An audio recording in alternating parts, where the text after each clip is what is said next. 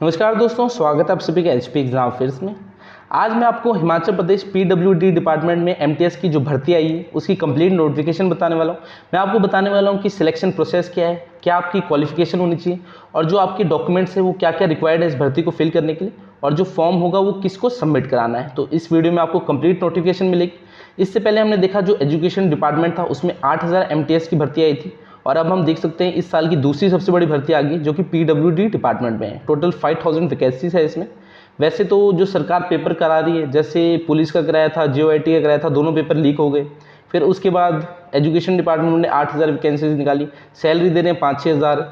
अब पीडब्ल्यूडी में 5000 वैकेंसीज निकाल ली, इसमें भी सैलरी इतनी कुछ खास दे नहीं रहे। तो ऐसा है, फ्यूचर के साथ जो स्टूडेंट है उनके खिलवाड़ की जा रही है। ऐसा है, अब हिमाचल में जो जॉब लगना है वो बहुत मुश्किल हो गया है, क्योंकि कुछ खास अच्छी भर्तियां में देखने को मिल नहीं रही कि हाँ कोई अच्छी जॉब हो कि जिसमें सैलरी भी थोड़ी ठीक मिल रही हो।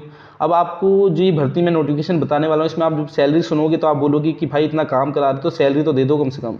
बाकी हम नोटिफिकेशन देख लेते हैं पूरी। तो पीडब्ल्यूडी डिपार्टमेंट में टोटल 5000 वैकेंसीज आ रखी है। तो चलिए हम कंप्लीट नोटिफिकेशन देखते हैं। वैसे ये मंडी की नोटिफिकेशन है, जैसे डिवीजन वाइज है, डिवाइडेड है। जैसे मंडी में 57 है, सुंदरनगर में 84 है, गोहर में 83 है, सिराज में 151 है, करसोग में 117 है। तो ऐसे डिवीजन वाइज है। टोटल मंडी में जो सीट्स है वो कितनी है, वो है 654। अगर आपको और नोटिफिकेशन चाहिए होगी और डिस्ट्रिक्ट्स की तो मैं ऐसे करूँगा, टेलीग्राम चैनल पर डाल दूंगा। आपने क्या करना है, टेलीग्राम ऐप ओपन करना है, उसमें एचपी एग्जाम फेयर सर्च करना है, उसमें आपको हमारा चैनल मिल जाएगा। तो वहाँ पर मैं इसका जो एप्लीकेशन फॉर्म है वो भी डाल दूँगा।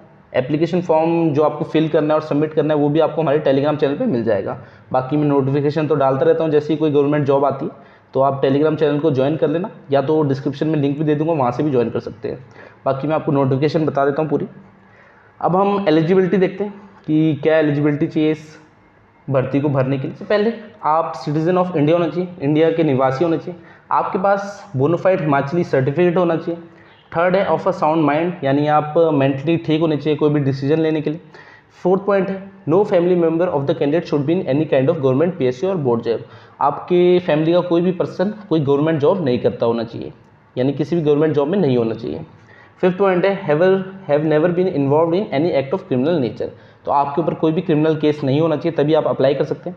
Medical fit to perform the strenuous manual work. तो मेडिकली फिट होने चाहिए आप, क्योंकि आपको मैनुअली वर्क करना पड़ेगा, यानी फिजिकल वर्क करना पड़ेगा, तो उसके लिए आप मेडिकली फिट होने चाहिए। और जिस भी जगह से आप अप्लाई कर रहे हैं उस ग्राम पंचायत या विलेज या अर्बन लोकल बॉडी के आप रेजिडेंट होने चाहिए, परमानेंट रेजिडेंट होना चाहिए, और आपका घर वहीं पर होना चाहिए। बाकी एजुकेशन क्वालिफिकेशन बता देता हूँ। एजुकेशन क्वालिफिकेशन इसमें 8th पास है। अगर आप 8वीं पास है तो आप इसके लिए अप्लाई कर सकते हैं। एज क्राइटेरिया क्या है, आपकी एज 18 से 45 साल के बीच में होनी चाहिए, तभी आप इस भर्ती के लिए अप्लाई कर सकते हैं। अब हम आगे देखते हैं कि जो एप्लीकेशन फॉर्म है सबमिट क्या कराना है। ये कराना है executive engineer of the division. तो आपके डिवीजन का जो भी एग्जीक्यूटिव इंजीनियर होगा उसके पास आपको सबमिट कराना होगा। मैं आपको इसके बाद पोस्ट बता दूंगा कि पोस्ट अगर करोगे तो आपको पोस्ट किस फॉर्मेट में करना है, यानी जो आपका पोस्ट होगा उसमें क्या क्या लिखना है। बाकी अगर आप खुद वहाँ जाके सबमिट कराओगे, जो भी आपके डिवीजन में एग्जीक्यूटिव इंजीनियर होंगे, अगर वहाँ जाके सबमिट कराना चाहोगे तो वहाँ भी आप करा सकते हो। आपको फाइल में अपने सारे डॉक्यूमेंट ले जाने हैं और एक एप्लीकेशन फॉर्म है जो मैं टेलीग्राम चैनल पर डालूंगा, उसको फिल करके ले जाना है। तो आप डायरेक्टली वहाँ जाके भी सबमिट करा सकते हो, या आप पोस्ट भी कर सकते हो जो आपके डिवीजन में एग्जीक्यूटिव इंजीनियर होगा उसको। ठीक है, बाकी डॉक्यूमेंट्स देख लेते हैं हम क्या क्या चाहिए। सबसे पहले आधार कार्ड होना चाहिए आपके पास। आधार कार्ड आपके पास होना चाहिए, उसकी आपको कॉपी लगा के डॉक्यूमेंट की जो कॉपी होगी वो आपको अपने एप्लीकेशन फॉर्म के साथ देनी है। तो आधार कार्ड होना चाहिए। एज प्रूफ के लिए आपके पास 10वीं का सर्टिफिकेट होना चाहिए, या फिर आपका जो बर्थ सर्टिफिकेट होगा वो होना चाहिए। थर्ड है सर्टिफिकेट ऑफ हिमाचली बोनाफाइड। तो हिमाचली बोनाफाइड इसमें पहली क्राइटेरिया बता रखा था, हिमाचली बोनाफाइड होना चाहिए आपके पास। फिर है आपके पास कि आपकी फैमिली का कोई भी मेंबर गवर्नमेंट जॉब में नहीं है, तो उसका एक सर्टिफिकेट होना चाहिए जो कि आपको एसडीओ तहसीलदार या नायब तहसीलदार इशू करेगा। फिर आपके पास अपनी कैटेगरी का सर्टिफिकेट होना चाहिए। अगर आप कैटेगरी से बिलोंग करते हो, जैसे SC ST OBC EWS से बिलोंग करते हो, तो आपका कैटेगरी का सर्टिफिकेट होना चाहिए। और 8th पास जो इसमें क्वालिफिकेशन मांगी है वो वाला सर्टिफिकेट आपको पास होना चाहिए। और अगर आप BPL फैमिली से बिलोंग करते हो तो आपका BPL सर्टिफिकेट भी होना चाहिए। तो ये सारे सर्टिफिकेट हैं जो आपको एप्लीकेशन फॉर्म के साथ लगा के पोस्ट करने, या आप डायरेक्टली वहाँ जाके भी दे सकते हो। जो आपके एग्जीक्यूटिव इंजीनियर होंगे आपके डिवीजन के, उनको डायरेक्टली जाके भी दे सकते हो। फाइल में देना है, फाइल में दे देना, या फिर एक पोस्ट ले लेना, उसमें डाल के दे देना, पोस्ट लेटर जो होता है। चलिए हम आगे देखते हैं। सिलेक्शन क्राइटेरिया क्या होगा, ये मेरिट बेस पे होगा, यानी आपका कोई एग्ज़ाम नहीं होने वाला। एक आपका फिजिकल टेस्ट होगा, उसके आपके नंबर लगेंगे, बाकी एग्ज़ाम कोई नहीं होने वाला, मेरिट बेस में। मैं आपको बताता हूँ नंबर आपको कैसे मिलेंगे।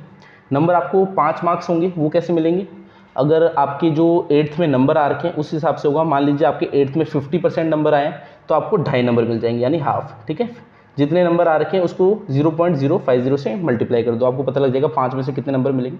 जैसे अगर आपके 8th में 50% नंबर है तो आपको 5 में से 2.5 नंबर मिलेंगे। फिर अगर आप SC ST OBC फैमिली को बिलोंग करते हो तो आपको 1 नंबर मिल जाएंगे। अगर आप BPL या EWS फैमिली को बिलोंग करते हो तो आपको 2 नंबर मिल जाएंगे।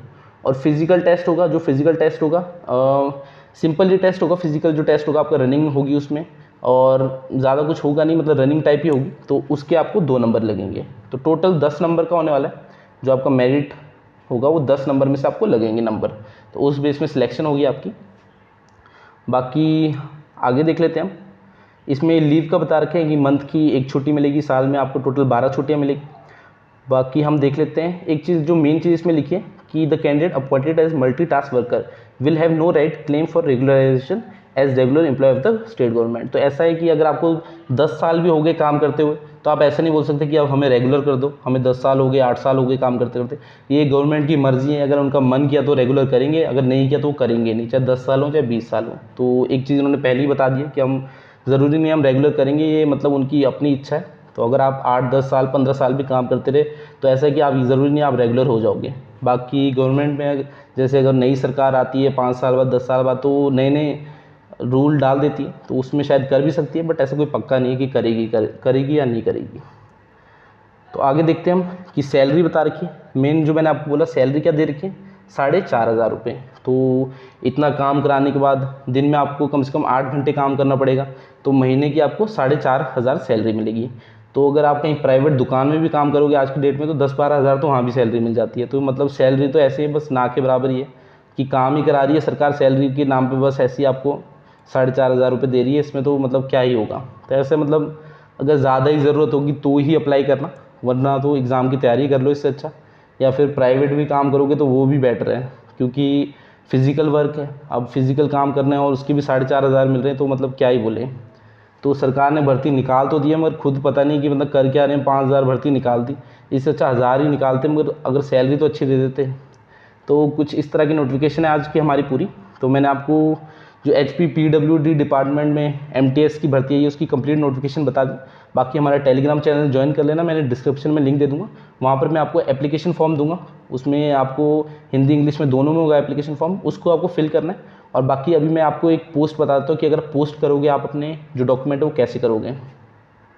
तो अगर आप पोस्ट करना चाहते हो जो अपने एप्लीकेशन फॉर्म है और अपने डॉक्यूमेंट है, तो वो आपको पोस्ट कैसे करने, आपको एक पोस्ट लेटर लेना है, उसमें आपको two executive engineer HP PWD, ठीक है, HP PWD डिवीज़न लिखना है।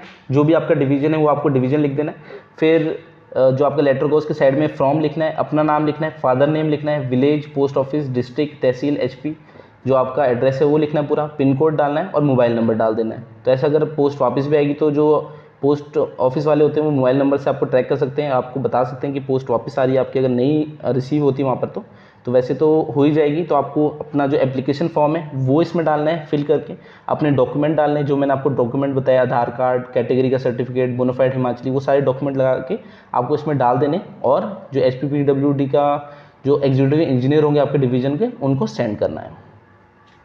बाकी आपको मैं एक बार एप्लीकेशन फॉर्म भी दिखा देता हूँ। ये एप्लीकेशन फॉर्म है, इसमें आपको अपना नेम, फादर नेम, आधार नंबर, अपना सेक्स मेल या फीमेल हो, एड्रेस, एज बतानी है, नेशनैलिटी, क्राइटेरिया, जो आपकी कैटेगरी होगी वो बतानी है, ऑप्शनल एजुकेशनल क्वालिफिकेशन बतानी है। बाकी आपके सर्टिफिकेट कि आपका बोनाफाइड हिमाचली है, BPL सर्टिफिकेट है नहीं है, सर्टिफिकेट ऑफ अनएम्प्लॉयमेंट है नहीं है, तो ये सब आपको बताना है। और बाकी अपने डॉक्यूमेंट लगा देना है इसके साथ, और इसी को आपको सेंड करना है। तो ये आपको टेलीग्राम चैनल पे मिल जाएगा। बाकी ऐसा है जिसको ज़्यादा ज़रूरत हो वही अप्लाई करना, बाकी तो अपनी कंटिन्यू रखना स्टडी। अभी आगे जो HP SSC की भी नोटिफिकेशन आने वाली है, उसमें आपको क्लर्क, JOIT और बहुत सारी पोस्टें देखने को मिलेगी। तो वो नोटिफिकेशन भी मैं अपने टेलीग्राम चैनल पर डाल दूँगा, तो हमारे साथ जुड़े रहना वहाँ पर। बाकी आज की वीडियो हमारी इतनी थी।